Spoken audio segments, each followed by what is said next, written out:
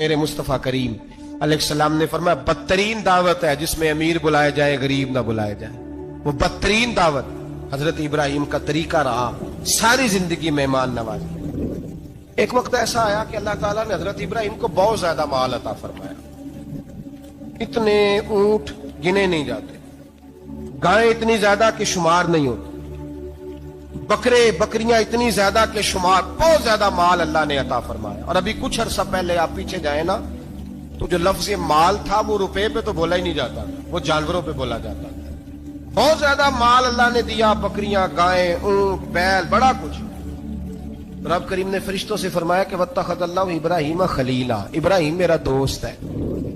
تو فرشتے کہنے لگے یا اللہ جسے اتنا کچھ دیا جائے اس نے دوست تو بننا ہی ہوتا ہے، تو نوازا ہی پڑا ہے، اتنا مال، اتنے کھیت کھلیان، اتنا کچھ. اللہ کریم نے فرمایا جاؤ آزمائش کر لو، امتحان لے لو. فرشتہ امتحان لینے پہنچ گیا. حضرت ابراہیم کے جانور چر رہے ہیں چراگاہ میں، حضرت ابراہیم بھی ہیں، غلام بھی ہیں، بہت بڑا ریوڑ ہے. آپ تشریف فرمائیں. ایک فرشتہ آیا تو کھیت میں چھپ کے بیٹھ گیا اور بلند آواز سے کہنے لگا سبحان اللہ والحمد للہ ولا الہ الا اللہ واللہ. یہ تسبیح بڑی پسند ہے، محبوب نے ان کی فضیلت بیان کی.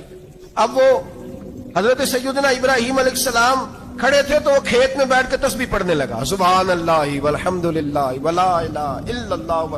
حضرت ابراہیم کہنے لگے یہ میرے رب کا نام کون لے رہا ہے؟ بڑی اس کی میٹھی آواز ہے، بڑی کون ہے؟ ڈھونڈنے لگے، گھومتے گھومتے اس کے پاس چلے گئے. فرشتہ انسانی شکل میں، تو میرے رب کا ذکر کر رہا تھا؟ اس نے کہا میں ہی کر رہا تھا. فرمانے لگے یار ایک دفعہ پھر نہیں کرتا؟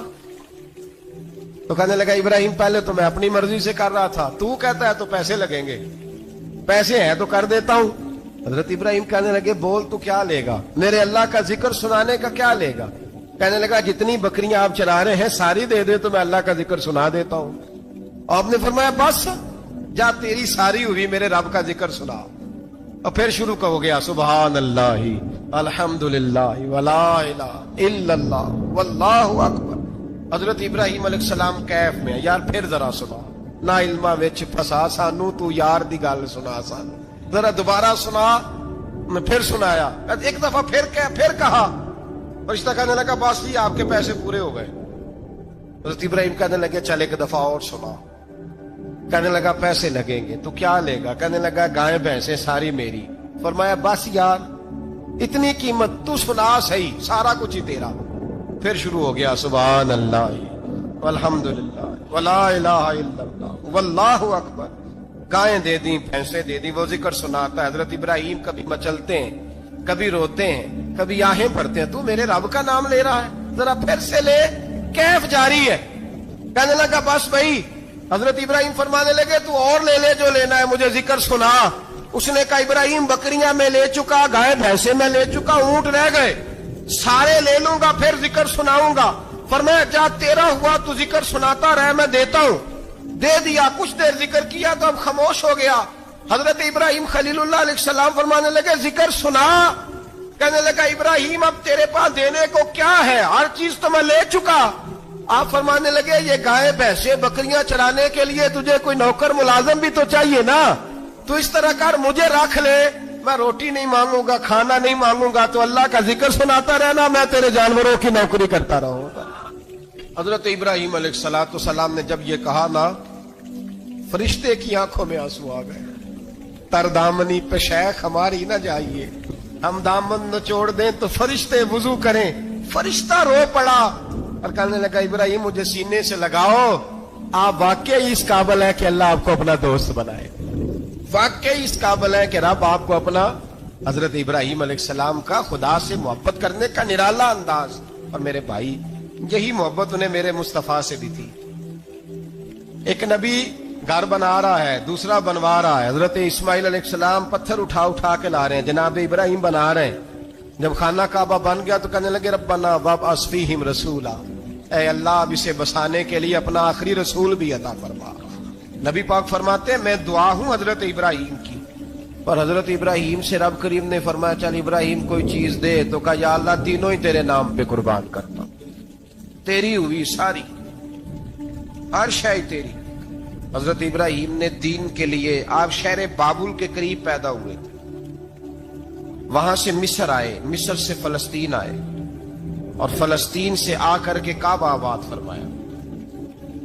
زندگی سفروں میں گزری۔ سفر ایک تکلیف والی چیز ہے، پر حضرت ابراہیم نے وطن چھوڑ دیا، گھر چھوڑ دیا۔ جان بڑی عزیز ہوتی ہے، تو حضرت ابراہیم نے جب دین کے لیے نکلے تو جد و جہد کی، گھر کے اندر بھی گھر کے باہر بھی۔ آپ کے والد کا نام طارق ہے، وہ توحید پرست تھے، ایماندار تھے، پرہیزگار تھے۔ آپ کے چچا کا نام آزر ہے، وہ بت پرست تھے، بت بیچا کرتے تھے۔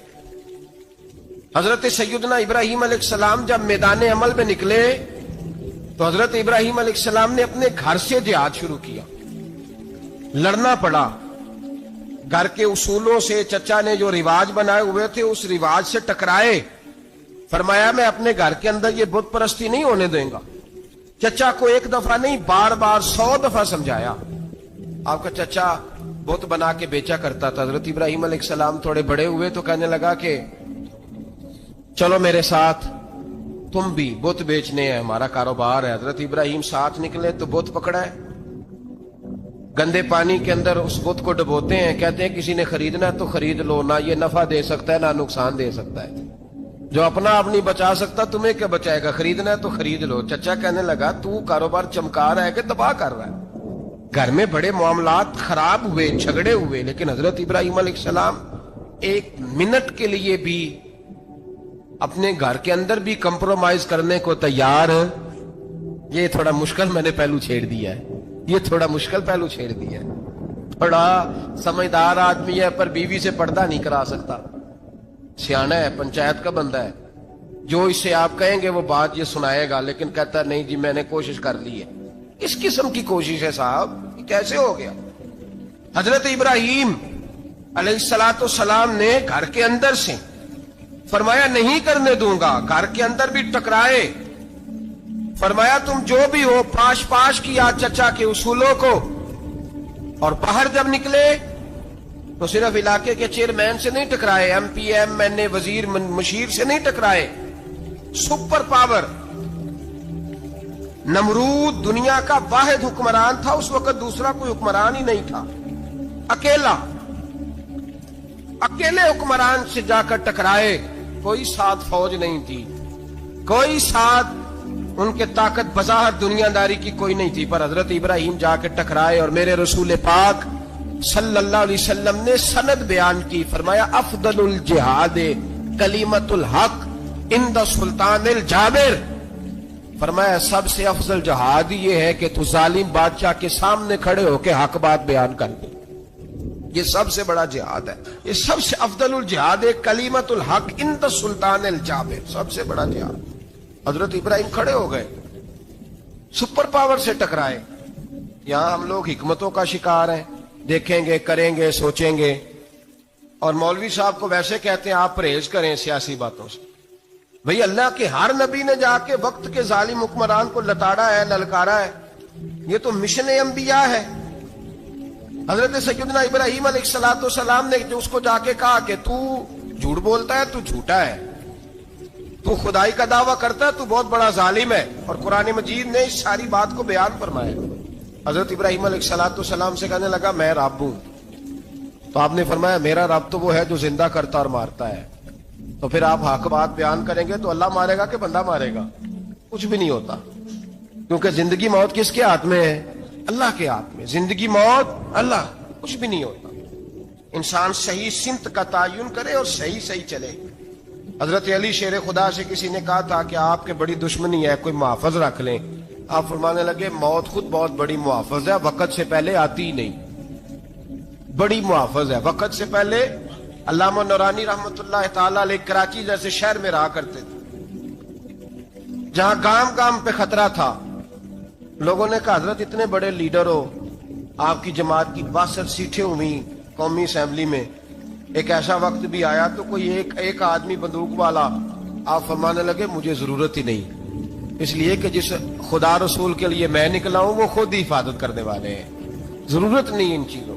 تو بھائی حضرت ابراہیم ٹکرائے، اور آپ کا انداز کیا ہے؟ جا کے کہا کہ تو نہیں، خدا وہ ہے جو زندہ کرتا اور उसने एक बेवकूफों जैसी दलील दी।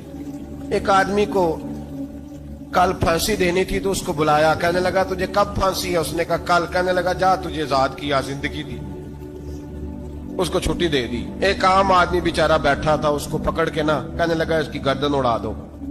कहने लगा देख लो मैं भी जिंदा करता और मारता हूं, वो जो कल मरने वाला था मैंने जिंदा कर दिया है, और जिसको पता ही नहीं था कि मैंने मरना है उसे पकड़ के मैंने मार दिया है। ये बेवकूफों जैसी दलील है।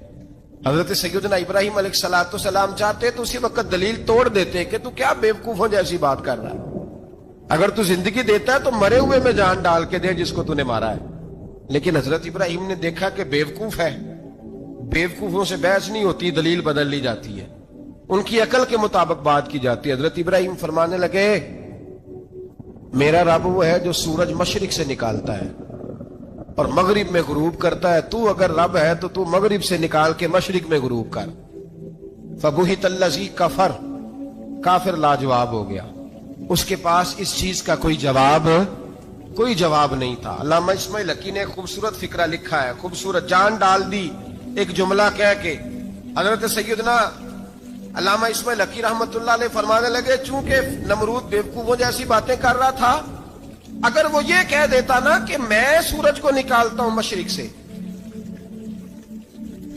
मैं गुरूब करता हूं माअज़ल्लाह मगरिब में मैं निकालता हूं, तो आप अपने रब से कहिए कि वो मगरिब से निकाल के मशरिक में गुरूब करे। अल्लामा इस्माइल हकी फरमाते हैं रब करीम की आवाज़े कुदरत थी, मालिक हजरत इब्राहिम अलैहिस्सलाम के इस, अगर वो कह देता और हजरत इब्राहिम दुआ कर देते तो रब करीम ने फरिश्तों को तैयार बिठाया हुआ था। फरमाया अगर ये कह दे मेरे खलील से कि सूरज मगरिब से निकाल के मशरिक में गुरूब करना है तो तैयार रहना, जिस तरह खलील कहेंगे वैसे ही कर देंगे। वत्तखज़ल्लाहु इब्राहीम खलीला, इब्राहिम हमारा दोस्त जो हुआ, जैसे कहेगा वैसे कर देंगे। हजरत सैयदना इब्राहिम अलैहिस्सलाम की बातों का जब जवाब ना दे सका, दलील नहीं बंदा देता, फिर लड़ाई करता है, फिर झूठे मोटे एतराज करता है। दलील खत्म होती है तो लोग जातियात में उतरते हैं, कहते हैं ये खांसता सही नहीं, देखता सही नहीं। दलील खत्म, अब जातियात पे उतरे, कहने लगे मुझे पता चला है कि ये फलानी जगह गया था तो वहां जाके इसने इस तरह किया है। फिर लोग जातियात पे उतरते हैं, जब दलील का जवाब दलील से नहीं दे पाते फिर जातियात पर उतरकर हमले करते हैं। हजरत इब्राहिम के दलाइल का जवाब नमरूद ना दे सका तो कहने लगा कि इसको आग में डाल दो। कौम गई हुई थी सारी, आपने बात सुनी हुई है, मैंने सिर्फ इशारा देना है, मेले पे तो हजरत सैयदना इब्राहिम अलैहिस्सलाम ने सारे बुत तोड़ दिए, कुल्हाड़ा बड़े बुत की गर्दन पे रखा, वापस आए, कहने लगे बुत किसने तोड़े हैं? तो फरमाया इससे पूछो जिसकी गर्दन पे कुल्हाड़ा है। कहने लगे ये तो बोल ही नहीं सकता, तो फरमाने लगे बड़े बेवकूफ हो जो बोलता ही नहीं, सुनता ही नहीं, अपना आप नहीं बचा सकता, उसकी पूजा करते हो। कहने लगे पकड़ो दलीलें खत्म हो गई, इसको आग में डालो। बहुत बड़ी हवेली 45 फुट मुरब्बा पे मुश्तमिल एक हवेली बनाई गई और 45 फुट ऊंची। मुख्तलिफ रिवायात, लामा इस्माइल हकी कहते हैं कि 3 महीने तक नमरूद ने कहा कि इसके अंदर लकड़ियां डालो। लोग पूछने लगे कितनी दुनिया जलानी है? कहने लगा बंदा तो एक जलाना है, पर बंदा बड़ा तगड़ा है, एक बंदा। 3 महीने लकड़ियां डाली गई और लोगों की जो तुहम्मात होती है ना वो बड़ी अजीब होती है। तुहम्मात मैंने बड़ी तफसील से रमजान मुबारक में गुफ्तगू की थी।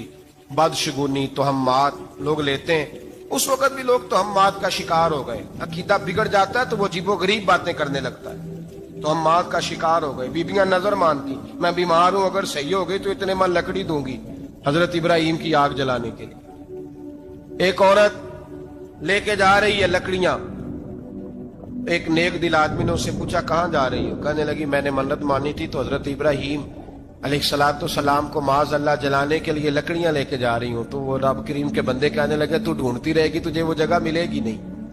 वो बीबी कई महीने घूमती रही, जगह ही नहीं मिली जहां लकड़ियां डालनी, मारी गई। तो हम्मात का शिकार हुए बहुत सारे लोग। तो हम्मात का भाई, तो हम्मात दीन के अंदर मना है। तो हम्मात दीन में कोई नजर मानना, कोई किसी बुजुर्ग के मजार पे जाके साले सवाब के लिए कोई चीज मानना, ये तो दुरुस्त हुआ। لیکن غیر شرعی نظریں مان لینا کہ میں آگ کے گرد چکر لگاؤں گا، میں جناب وہاں جا کے یہ والا تماشا کروں گا، میں دھاگا باندھوں گا، میں رسا کاٹوں گا، میں وہاں گندے ہوں سے پانی پیوں گا، ان کی شریعت اجازت، یہ توہمات ہیں، بدشگونی ہے، دین میں ان کی کوئی گنجائش ہے؟ آپ نظر ماننے سے پہلے بھی کسی عالم سے رابطہ کریں کہ میں منت مانگنے لگا ہوں تو کیسے ماننی چاہیے کا طریقہ پوچھیں۔ ایسے ہی غلط چیز کی منت تھوڑی مان لی جائے گی۔ 12 لامدام برسر مطلب حضرت ابراہیم کے لیے آگ جلائی گئی، 45 فٹ اونچی آگ ہے، پرندہ بھی اوپر سے گزرتا ہے تو نیچے گر جاتا ہے جل کے، اتنے دن لگا کے آگ جلائی گئی۔ اب حضرت ابراہیم کو جلایا جانے لگا ہے۔ یہاں تو موجیں ہیں نا، جو کسی ادارے کا سربراہ ہے اس کے لیے موج ہے، کسی جگہ آفیسر بن گیا تو موج ہے، پیر صاحب کے لیے موج ہے، علامہ صاحب کے لیے موج ہے، خطیب صاحب کے لیے موج ہے۔ جلنا کس کو پڑتا ہے؟ وہ علی کوئی نہیں رہا اللہ، ماشاءاللہ وہ لوگ گزر گئے جو تکلیفیں سہ کے کام کرتے تھے، گزر گیا زمانہ۔ حضرت سیدنا ابراہیم علیہ السلام کو جلایا جانے لگا ہے تو اب اتنی بڑی آگ ہے تو ڈالیں کیسے؟ شیطان نے تجویز دی کہ منجنیق بناؤ، منجنیق، بڑے بڑے بانس باندھ کے ان کے نیچے رسا باندھو۔ وہ جس طرح جھولنے کے لیے جھولا بنایا جاتا ہے، اس طرح ایک منجنیق پرانے زمانے میں اس میں پتھر رکھ کے پھینکے جاتے تھے دشمنوں پہ، وہ منجنیق بنائی گئی کہ دور سے حضرت ابراہیم کو پھینکیں گے۔ ہاتھ حضرت ابراہیم کے باندھ دیے، پاؤں مبارک باندھ دیے، پوری زمین پہ ایک نام لینے والا خدا کا، اور اس کو آج رسیوں میں جکڑا ہوا ہے۔ جب پھینکا جانے لگا نا آگ میں تو حوریں رونے لگی، فرشتے تڑپنے لگے، اے اللہ یہ کیا ہونے لگا ہے؟ ایک تیرا خلیل اور وہ بھی آگ میں۔ فرمایا جاؤ جا کے اس سے کہو اگر تمہاری مدد لیتا ہے تو اسے بچاؤ۔ ہوا کا فرشتہ آیا، کہا ابراہیم اگر تو کہے، او بھائی ان چیزوں کو کہانی سمجھ کے نہ سنا کریں، یہ داستان نہیں، یہ وہ طریقے ہیں جو ہمارے رسول نے ہمیں اپنانے کا حکم ارشاد فرمایا ہے، جو عقیدے، یہ وہ نظریات ہیں جو ہمیں اوڑھنے کو کہا گیا، اپنے رب کریم کی رضا پہ راضی رہنے کے یہ وہ خوبصورت مواقع ہیں صوفیاء نے جن کو بنا کر سمجھا کر ہم تک پہنچایا ہے۔ یہ ہے اہل طریقت کی باتیں، وہ کہتے ہیں یار جس حال میں رکھے راضی رہنا ہے۔ حضرت ابراہیم علیہ السلام کو پھینکا جا رہا ہے، فرشتہ آیا، اے اللہ کے خلیل اگر حکم دو تو اتنی ہوا چلاؤں کہ نمرودی جل جائیں سارے، آگ ان پہ پھینک دی جائے۔ آپ نے فرمایا تو جا، تجھ سے مجھے کوئی کام نہیں۔ تھوڑی دیر کے بعد پانی کا فرشتہ آیا، کہا حضور اتنی بارش برساؤں گا کہ آگ بجھ جائے گی۔ فرمایا تو جا، تجھ سے کوئی کام نہیں۔ اب جب منجنیق میں رکھ دیے گئے، آگ میں جانے کا لمحہ ہے، تیاری ہے، حضرت جبریل امین حاضر خدمت ہوئے، کہا ابراہیم کوئی حاجت؟ فرمایا تجھ سے کوئی نہیں۔ کہا چلو مجھ سے نہیں تو رب کریم سے ہی بات کر لو، مجھے پتا ہے میں چھوٹا ہوں، آپ مجھ سے مدد کیوں لوگے، رب کریم سے ہی بات کر لیں۔ تو حضرت ابراہیم کہنے لگے جبریل یہ پتا، رب کو نہیں پتا اس کا خلیل کس حال میں ہے، اسے نہیں پتا میں کس حال میں ہوں، میرے ہاتھ بندے ہیں، پیر بندے ہیں آگ میں، اسے نہیں پتا۔ بتایا تو اسے جاتا ہے جس سے خبر نہ ہو، تو اگر اسے پتا ہے، اگر وہ جلانے پہ راضی ہے تو میں بھی جلنے کو تیار ہوں، میں تیار ہوں، میں تیار ہوں، اسے کہو ٹھیک ہے۔ حضرت سیدنا ابراہیم علیہ السلام کو منجنیق میں ڈال کے جو پھینکا آگ میں، یا نار کونی بردم و سلامن علی ابراہیم، اللہ نے فرمایا اے آگ میرے ابراہیم پہ ٹھنڈی بھی ہو جا اور سلامتی والی بھی ہو جا۔ حضرت ابراہیم کو 2 فرشتوں نے بٹھا دیا زمین پہ، پھول کھلے ہیں، کونپلیں مہک رہی ہیں، کلیاں خوشبو دے رہی ہیں۔ حضرت ابراہیم نے سر سجدے میں رکھ دیا، سبحان اللہ والحمد للہ ولا الہ الا اللہ واللہ اکبر۔ حضرت ابراہیم اللہ کی تسبیح پڑھنے لگے، رب کریم کا شکر بجا لانے لگے۔ نکلے وہاں سے، کچھ دن گزر گئے، نکلے، حکم ہو گیا ابراہیم علاقہ چھوڑ دو۔ حضرت ابراہیم علیہ السلام وہاں سے نکل کے مصر آئے، چچا کے پاس ٹھہرے، انہوں نے اپنی بیٹی جناب سارہ کا نکاح کر دیا۔ کچھ آگے بڑھے تو ایک ظالم بادشاہ سے ٹکرائے، اس نے ایک شہزادی، ایک بادشاہ کی بیٹی قید کی ہوئی تھی، جناب ہاجرہ نام تھا، ان کو قید سے چھڑا کے ساتھ لائے۔ حضرت لوط علیہ السلام بھی ساتھ، یہ 4 لوگوں کا قافلہ چلا، فلسطین میں جا کے پڑاؤ ڈالا، گھر بار چھوڑا، تبلیغ شروع ہوئی۔ حضرت ابراہیم کے گھر میں 2 خواتین ہیں، ایک آپ کی بیوی ہیں، ایک حضرت ہاجرہ ہے، اولاد کوئی نہیں۔ बड़ा मेवा है मीठा। घर वही आबाद होता है जिसमें बच्चे रोते हैं, घर होता ही वो है जिसमें बच्चों की चंचनाहट होती है, भिन बनाहट होती है। हजरत इब्राहिम ने एक बच्चा रोते हुए देखा तो आंखों में आंसू आए, कहने लगे रब्बी हबली मिनस सालिहीन, या अल्लाह मुझे भी नेक औलाद अता कर दे। हजरत सारा ने सुन लिया, कहने लगी इब्राहिम शायद मेरे बतन से तो आपको नसीब नहीं, हाजरा से निकाह कर लो। नाबे हाजरा से निकाह हुआ। अल्लाह तो बड़ा बेनियाज है, रब करीम ने हजरत इस्माइल जैसा खूबसूरत बेटा अता फरमाया। बेटा काला स्याह भी हो तो सीने की ठंडक होता है, पर यह तो वो बेटा है जिसकी पेशानी में नूरे मुहम्मदी चमकता है सल्लल्लाहु अलैहि वसल्लम। हजरत सैयदना इस्माइल इतने खूबसूरत। अब जिस बीवी के यहाँ बेटा था, बैठना उठना भी ज्यादा उसके पास, आना जाना भी उसके पास, तवज्जो उधर हो गई। जनाबे सारा रश्क करने लगी। एक दिन कहने लगी इसे छोड़ आ जंगल में, बाद ये गैर जीजर मक्के के पास। भाई एक बेटा आलमे दीन बना लो। कहने लगा रोटी कहां से खाएगा? तेरे 5 बेटे हैं, को हाफिज़े कुरान बना, कहते रोटी कहां से खाएगा? वो बच्चा भी कहता है मैं कहां से खाऊंगा। हजरत इब्राहिम अलैहिस्सलाम तो चंद महीने का बच्चा छोड़ आए, तो कहां से रोटी खाई हजरत इस्माइल ने? कहां से खाई उनकी अम्मा ने रोटी? भूखे मर जाते हैं ये सारे। मैं बड़ी जिम्मेदारी से कहा करता हूं कि जितनी खूबसूरत रोटी अल्लाह करीम दीन के खादिमों को अता करता है शायद किसी और के नसीब होती हो, लेकिन हम लोग तवज्जो ही नहीं कर रहे। हमारा ज़ौक़ ही नहीं बन रहा, हम ये मेहनत ही नहीं कर रहे कि कौम को मुस्तनद उलमा की जरूरत है। इलाकों के इलाके खाली हैं, इधर हमारा मिजाज ही नहीं बन रहा, तवज्जो ही नहीं दीन की खातिर। और फिर चले बच्चे तो बात की बात है ना, जो अभी खुद जवान है वो भी तो ये दुआ। एक साहब मुझे कहने लगे मैं दुआ मांग रहा हूं, अल्लाह मुझे बेटा दे तो मैं उसे दीन पे लगाऊंगा। तो मैंने कहा आप भी बूढ़े नहीं हुए, आप खुद ही लग जाए। बेटा तो अभी आएगा तो लगेगा ना, तो आप तो इस वक्त है तो आप तो पहले लगे ना साहब। 2 घंटे तो निकाल के आए, दीन सीखने को काफी है। आप इतनी लंबी सोच रहे हैं कि बच्चा आएगा तो बड़ा होगा तो वो जाएगा तो देखी जाएगी। अभी तो आप हैं तो आप तो आओ। हजरत इब्राहिम ने बच्चा वहां छोड़ा। यहां से जो उम्रा करने लोग जाते हैं ना, जो हज करने जाते हैं, उनको पता है कि वहां दुनिया की हर नेमत मिलती है, फिर भी डबल ट्रिपल पैसे लोग जेबों में डाल के जाते हैं।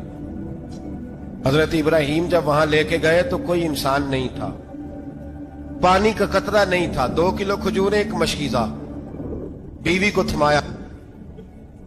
हमारे घर में हजारों चीजें पड़ी हैं, लेकिन वो जो तवक्कुल है ना वो खत्म हो गया है। अल्लाह देगा, हलाल हलाल पे कनात करे, जायज जायज पे भरोसा करे, रब करीम अता करने वाला है, वो मिजाज खत्म हो गया। हजरत सैयदना इब्राहिम अलैहिस्सलाम 2 किलो खजूरें, एक मिशकीजा पानी का दे करके और वहां बिठाया आपने अपने बच्चे को और अपनी ज़ौजा जनाबे हाजरा को, और बिठा करके ये वापस पलटने लगे तो हजरत हाजरा सलामुल्लाह अलैहा ने आवाज दी, कहा इब्राहिम किसके सहारे पे छोड़ के जा रहे हैं? जहां आबे जमजम का कुआं है ना, जो लोग गए हैं जिन्होंने सफा मरवा की सही की है, सफा मरवा से बाहर निकले ना, सरकार की विलादत का मकाम है, उस जगह पे आबे जमजम का कुआं था। वहां हजरत सैयदना हाजरा को बिठाया। कोई चीज नहीं, कोई दरख्त नहीं, कोई खेत नहीं, कोई पानी नहीं, कोई कुआं नहीं, वहां बिठाया और बिठा करके निकलने लगे तो जनाबे हाजरा फरमाने लगी इब्राहिम किसके सहारे पे छोड़ के जा रहे हो? कहने लगे अल्लाह के सहारे पे। तो पाकबाज बीबी ने एक लफ्ज पूछा, कहा इब्राहिम ये मेरे रब का हुक्म है? ये मेरे बस जिनका अकीदा तौहीद मजबूत हो उनके लिए एक जुमला काफी होता है, ये मेरे अल्लाह का हुक्म है? तो जनाब इब्राहिम अलैहिस्सलाम फरमाने लगे हाजरा हाँ रब का हुक्म है। जब ये लफ्ज कहे तो चाहिए था ना हजरत इब्राहिम तसल्ली देते, तो बीबी साहबा तसल्ली देने लगी। अर्ज करने लगी इब्राहिम अगर अल्लाह का हुक्म है तो फिर आप हमारी फिक्र ना करना, अगर ये रब का हुक्म है तो फिर हमारी फिक्र ना करना। जिस रब ने हमें यहां तक पहुंचाया है वो हमें कभी भी जाया नहीं फरमाएगा, फिर फिक्र ना करना। हजरत इब्राहिम आ गए, ये बात आपने सुनी हुई है, इशारा करना मकसूद है। 13 साल में चले मान भी लिया जाए बाज रिवायात की रोशनी में कि आते जाते भी रहे, लेकिन मुकम्मल देखभाल अपने बच्चे की परवरिश में पूरा हजरत इब्राहिम अलैहिस्सलाम का किरदार, सारा किरदार मां का था। मैं जब खवातीन के बारे में कोई बात करता हूं तो मैं आपको अक्सर कहता हूं कि ये सिर्फ बीवी के लिए हुक्म नहीं होता, ये ट्रेनिंग बेटी को देनी है और बहन को देनी है। یہ تربیت کریں اپنے گھر میں.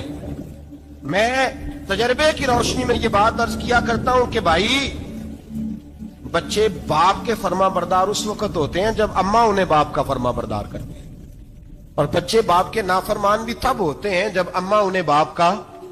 میں نے اپنے کانوں سے سنا ایک دفعہ ایک بچہ اپنے باپ سے کہہ رہا ہے آپ نے تو ساری زندگی باہر گزار دی, پیسے کمانا کون سا مشکل کام ہے, دکھ سکھ تو سارے اماں نے برداشت کیے, سکولوں میں وہ جاتی تھی, فلانا کام وہ کرتی تھی, فلانا کام.